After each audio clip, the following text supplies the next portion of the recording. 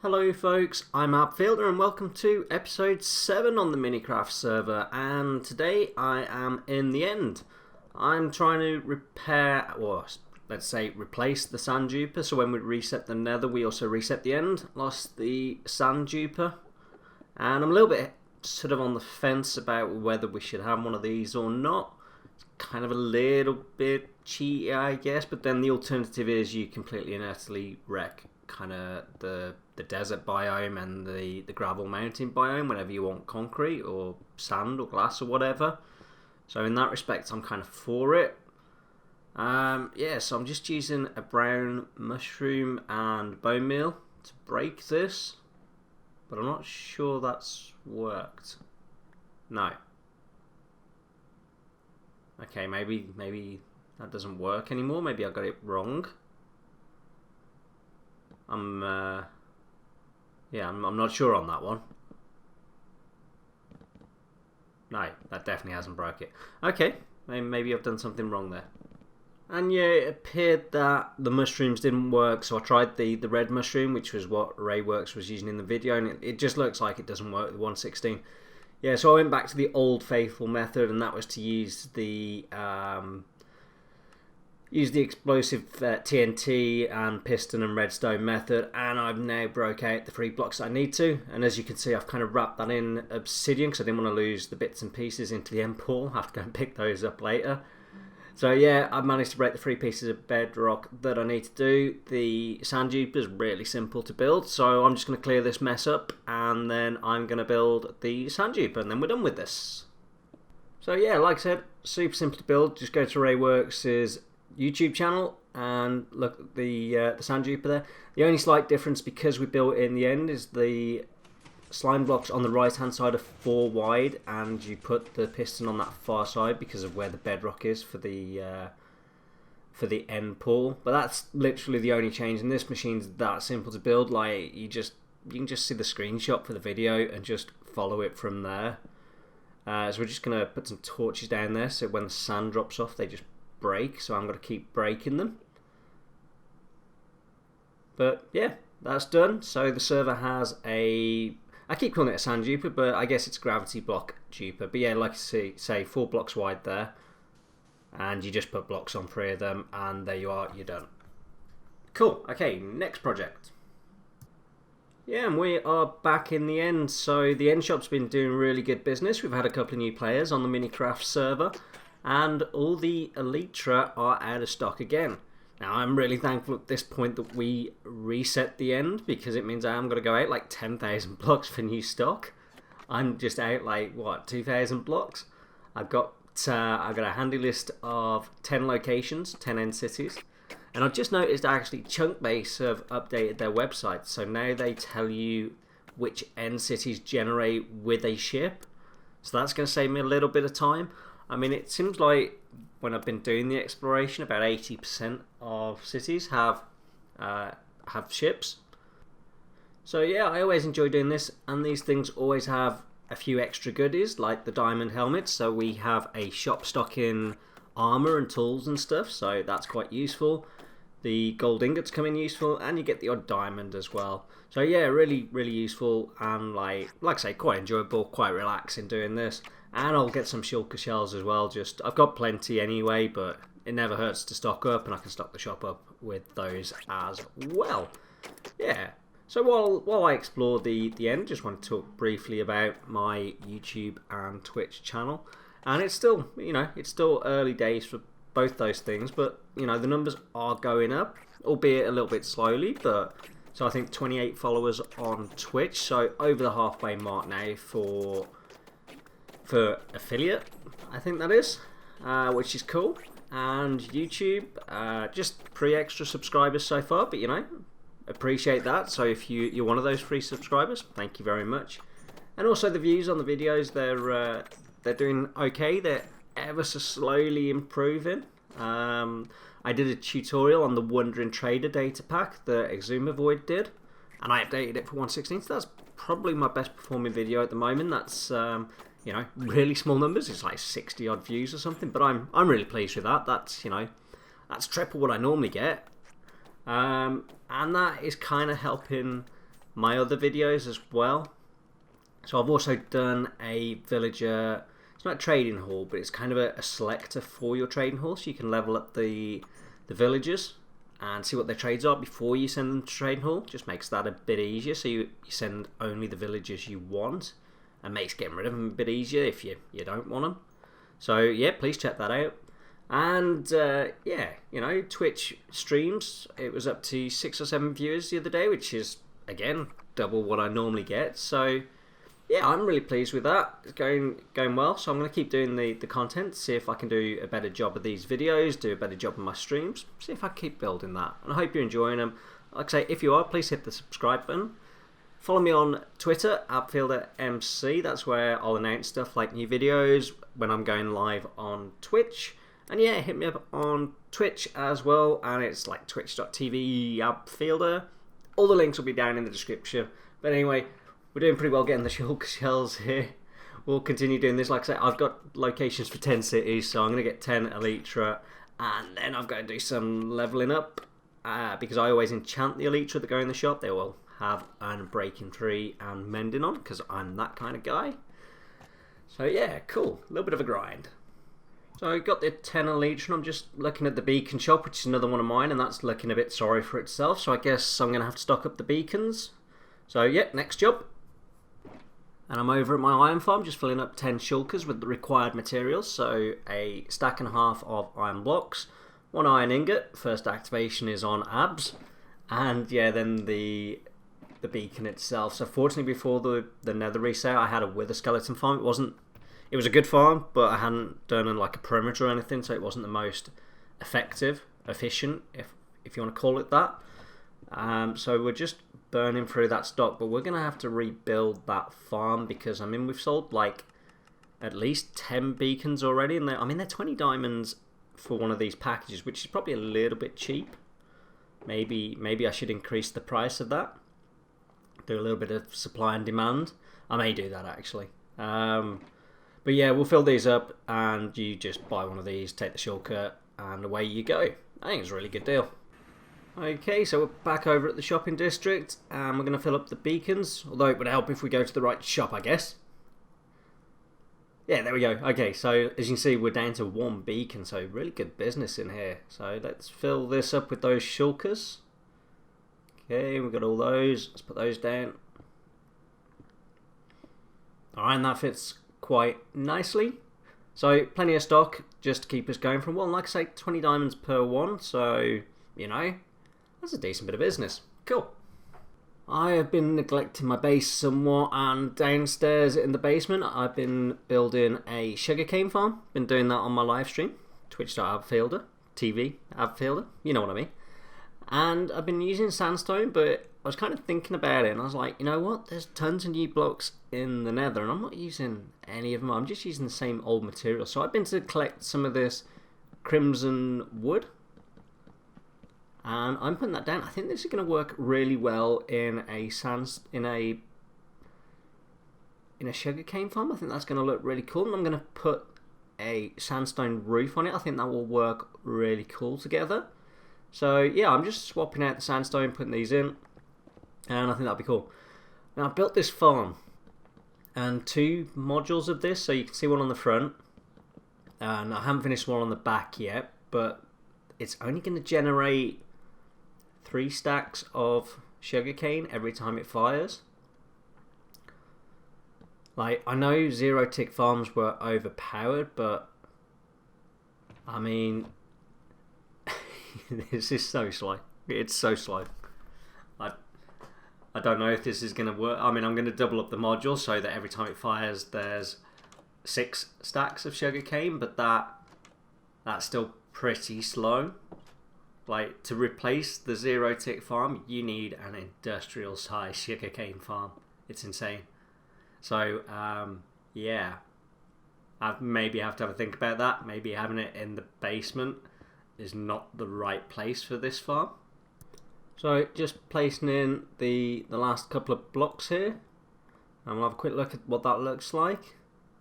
Yeah, and I think that's looking a lot cooler. I mean, yeah, use your imagination a little bit, because I've got to put the ceiling in and stuff, but yeah, it looks better. I'm glad I did that. That's worked well. Okay, now we got that done. It's time to finish the second side of this thing. And we've got Catch to help us as well. He's going to do a little bit of mining, a little bit of glass placing for us. That'll help speed things up. Cheers, Catch.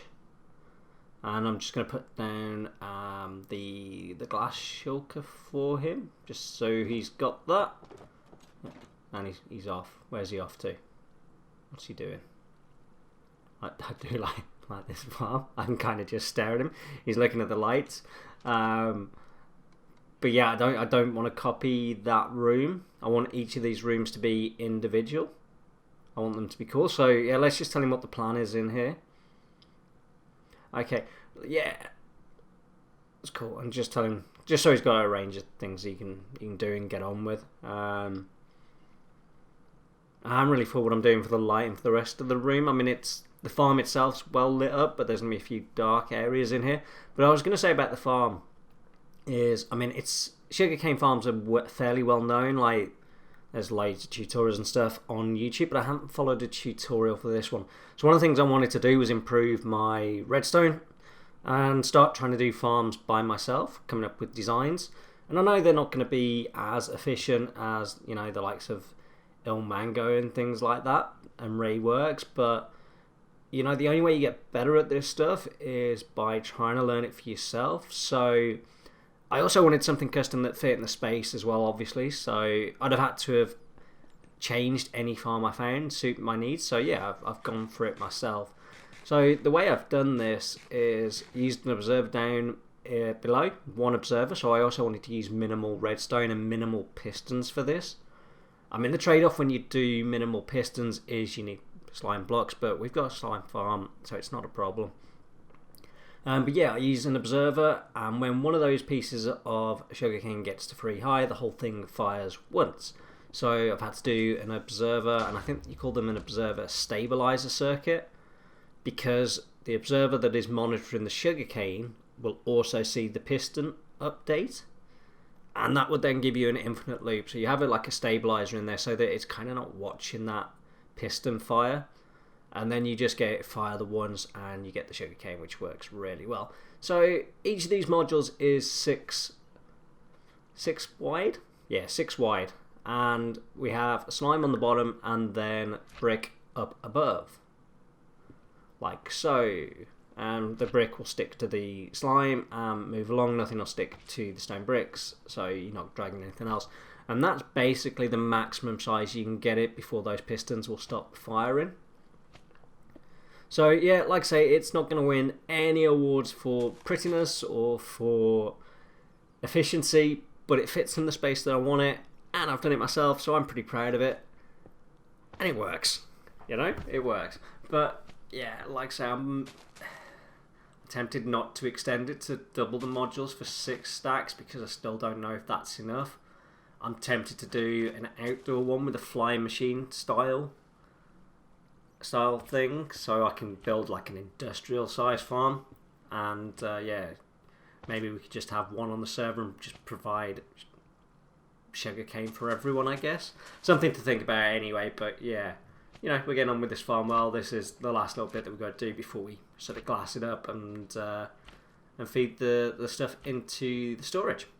So I was just doing a little bit of experimenting, and I put down some of this fungal wood, whatever it is, the crimson stuff. It's basically the crimson planks, the stuff that you make that out of.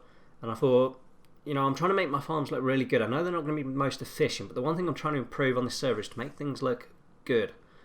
And like, I always forget little details and just visually breaking things up. And so when people come in a room, they look at it and they go, wow, okay, that looks cool. But I'm liking that. I'm thinking that I need to line all of that around there, and I think that looks really, really cool. I think it works really well together. So yeah, I'm going to have to grab some more of that. So I went AFK overnight. I did extend that a little bit with the materials I had left, and I've done the sandstone ceiling to a large extent. I've still got some blocks I couldn't do last night. I'm not sure I'm happy with that sandstone roof. I don't like the texture underneath, so I'm going to have a think about that. So this got